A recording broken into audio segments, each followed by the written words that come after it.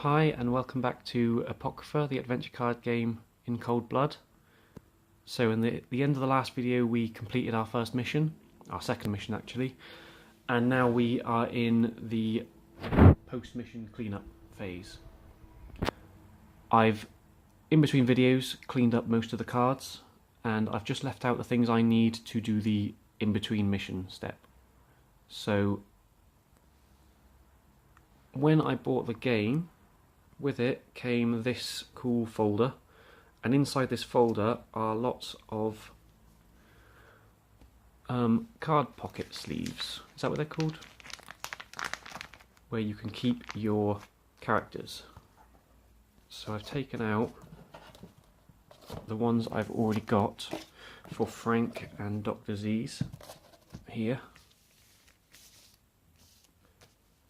So these let you, in between missions, if you succeed, you get what's called a fragment.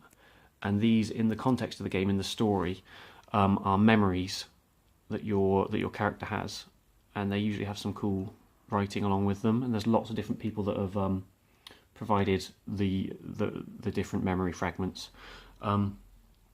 So from the first game, which I didn't record, each character already has one fragment each. So I guess I'll read those out for now. So Frank, last mission, got the swimming hole, which is a fleeting fragment, which says, "You weren't supposed to go swimming, but students are always doing it, usually at night, usually naked. And that's how it was with you and Sam and Ezra. It was midsummer and the water was chill. The three of you were drunk enough that when you saw the campfire, you staggered toward it, half-dressed and laughing. That was before everything went wrong, before you knew enough to be properly afraid." So that's a little bit of context for your character's backstory, I suppose. So, and each one gives you a special power. Now, because this is a fleeting fragment, I think that means that it will always be sacrificed, which means use it and lose it. Use it and lose it. Yeah, use it and lose it. So this one, it means that you can play it, sacrifice it, in order to heal someone who is fading, so someone that's run out of cards. Obviously I haven't used it yet because I still have it. I think I'll read up on exactly how it works in between games, outside of the video. Okay, and then we have Z's. At the end of the first mission, he got this card. He got this one, the Desire to Help, which again is a fleeting fragment, and it says, "Her hands were the finest of any surgeon in practice today. Your condition, so rare, so intricate, the task fell to her alone. Yet you seemed to be the only one to notice the tremors, the twitches, from fear or excitement. Yes," she intoned, her cadence offering no clues as the anesthetic took hold in you. Something new.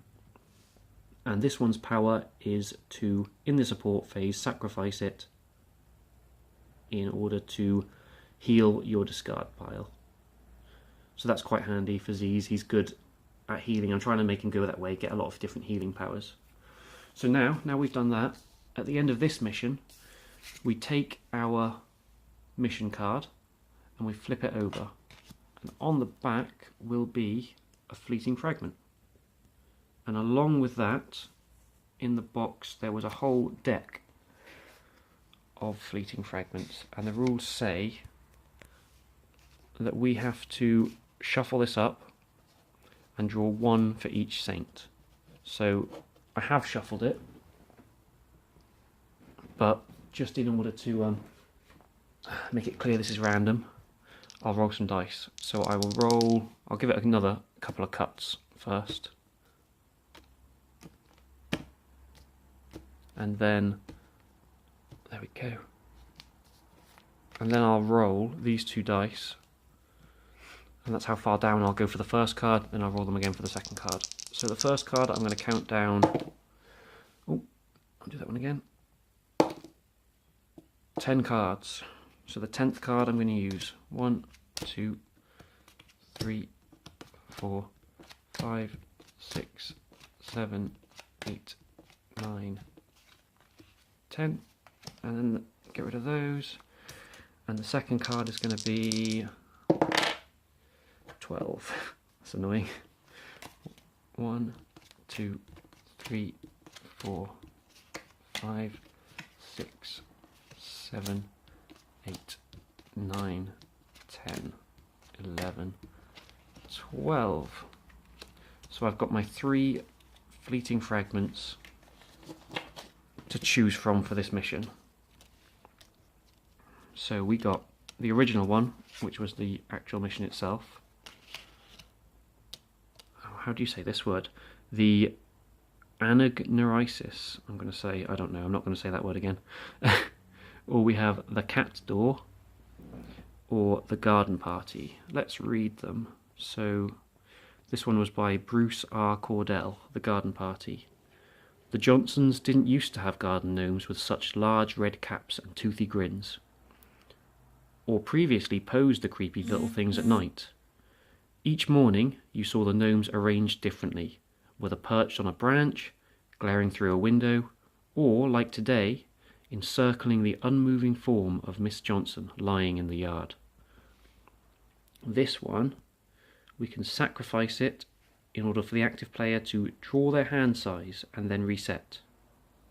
Oh, so it's good for, it's kind of a mulligan. If you don't like your hand, you can redraw, I suppose. I'll go to the other one we drew, the cat door, and this is written, is it going to focus? By Scott Hall, and it says, you have 4 cats.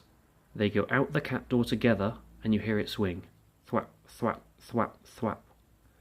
They come in through the cat door together and you hear it swing. Thwap, thwap, thwap, thwap, thwap. You have 4 cats. You don't know what that is. And this one, you can sacrifice it. Come on, focus card.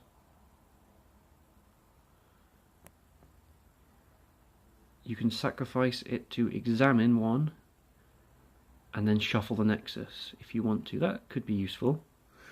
And the last card, the one for this mission, I'm not going to say the word at the top again because I'm sure I'll say it wrong. And the story by Patrick Rothfuss is, you assumed the ragged man was a homeless drunk until he looked up and said, mythically, the trickster embodies a culture through transgression, the exception that proves the rule. Coyote is their apotheosis, and no true, oh here we go, anagnorisis can be reached without him. Then, when Sam didn't give him a cigarette, he started shouting furiously about microaggressions, tenure, and his lost manuscript. You left when he started to cry. So this one, you can sacrifice it to flip a 1 and trash a 1. So that's handy for tests that go bad. I guess that's a good one to have, but that's good when you have a large dice pool. So now what I have to do is choose 1 for each saint. Now if either of my saints had faded, I could trash one of these instead of choosing it in order to not have a death. I haven't explained deaths, have I? If you have your halo, which is the 8 spaces surrounding your saint, if it's ever full up with deaths, then that character is permanently dead. So let's hope that never happens. Okay, so I'm definitely going to use this one because I think that's good, like in a real catastrophe moment. You can flip a 1 over to a 6 and trash a 1. So I guess for now, I might rearrange this in between videos, but for now I'm going to give that to Frank because he seems to have the bigger dice pools quite often. And then Z's, he can, so it's examining a nexus and shuffling it, or it's mulligan your hand. I think for now, I'll go for the cat door. I think I'll go examine one and shuffle the nexus. So that will be slotted in there. Okay, and that's the end of the video, and I think it's the end of this playthrough. The last thing I suppose is the decks. Each character's deck, so this is Frank's and this is Z's. The cards that are left in this from the end of our playthrough, what we do is we go back through and we examine our character sheet cards, which I'm just getting out of the box now. So for instance, in between games, I'll now go through this and look, and I'll see that, for instance, Z's needs to have 3 mind cards. So I'll be looking through this and seeing how many there are, and if there's 3, that's great, and if there's less than 3, I'll be drawing up some more random ones. As well as the fact that the Saints can now trade cards between themselves. So also in between videos I'll be doing that. I'll be going through all their cards and working out what I want to take forwards to the next mission. Okay, so that is going to be the end of our first playthrough. Thank you for watching, and I will see you in the next video. Bye.